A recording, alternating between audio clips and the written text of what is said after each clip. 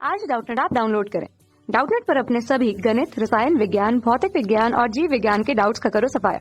बस प्रश्न की फोटो खींचो, एक ही प्रश्न को क्रॉप करो और तुरंत वीडियो सोल्यूशन पाओ। अभी डाउनलोड करें। प्रश्न है कोण 104.5 डिग्री किसमें भैया? H2O में। H2O में जो कोण होता है वो कहा जा रहा है कितना है? 104.5 डिग्री होता है।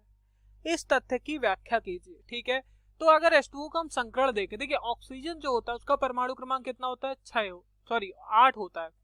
ठीक है, तो 8 होता है परमाणु क्रमांक, 2,6 इलेक्ट्रॉनिक विन्यास। तो बाहरी कोश में कितने इलेक्ट्रॉन है? 6 इलेक्ट्रॉन है। यहाँ पर क्या हुआ? यहाँ पर एक इलेक्ट्रॉन ऑक्सीजन ने दिया, एक इलेक्ट्रॉन हाइड्रोजन ने, तब ये बंद बना। यहाँ पर भी एक इलेक्ट्रॉन ऑक्सीजन ने, एक इलेक्ट्रॉन हाइड्रोजन ने, तब ये बंद बना। तो 2 इलेक्ट्रॉन 6 में से खर्च हो गए। अब 6 में से 2 इलेक्ट्रॉन खर्च हो गए, बचे कितने भैया? 4 इलेक्ट्रॉन बचे हैं। ठीक है, 4 इलेक्ट्रॉन बचे हैं, यानी कि 2 लोन पेयर बचा है। कितना लोन पेयर बचा है बच्चों? 2 लोन पेयर बचा है। तो यहाँ पर क्या है? यहाँ पर 1 2 सिग्मा बंध है और 2 लोन पेयर है। जोड़ने पे क्या आएगा? जोड़ने पे 4 आएगा। तो संकरण कितना हो जाएगा? sp3। अगर जोड़ने पे 2 आता तो संकरण sp, 3 आता तो sp2, 4 आया इसलिए sp3 हो गया। ठीक है, और sp3 के लिए जो कोण होता है, ठीक है, केंद्रीय परमाणु का संकरण sp3 है तो कोण 109 डिग्री 28 मिनट हो जाएगा। लेकिन यहाँ पर है क्या?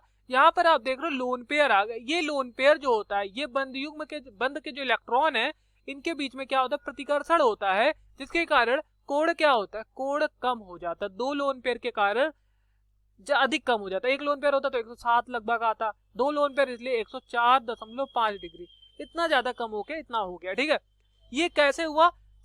ऑक्सीजन के बाहरी कोश के इलेक्ट्रॉन यानी कि संयोजी कोश के इलेक्ट्रॉन प्रतिकर्षण के सिद्धांत इसमें लग रहा है, क्योंकि ये जो प्रतिकर्षण कर रहा है ऑक्सीजन के बाहरी कोश का इलेक्ट्रॉन, संयोजी कोश का इलेक्ट्रॉन, इस बंध युग्म के इलेक्ट्रॉन से, इसे हम संयोजी कोश इलेक्ट्रॉन युग्म VSEPR थ्योरी के अनुसार समझते हैं। ठीक है, तो पहला विकल्प दिया है संयोजी कोश के इलेक्ट्रॉन युग्म प्रतिकर्षण सिद्धांत से।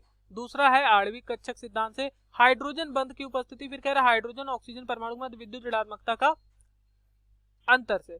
ठीक है, देखिए अगर विद्युत ऋणात्मकता बढ़ती है तो क्या होता है? तो जो कोण होता है, कोण भी बढ़ने लगता है। इसलिए ये वाला तो बिल्कुल गलत हो गया। हाइड्रोजन बंध की उपस्थिति, इससे भी कोई मतलब नहीं। हाइड्रोजन बंध बढ़ेगा यानी कि आकर्षण बढ़ेगा तो कोण बढ़ेगा।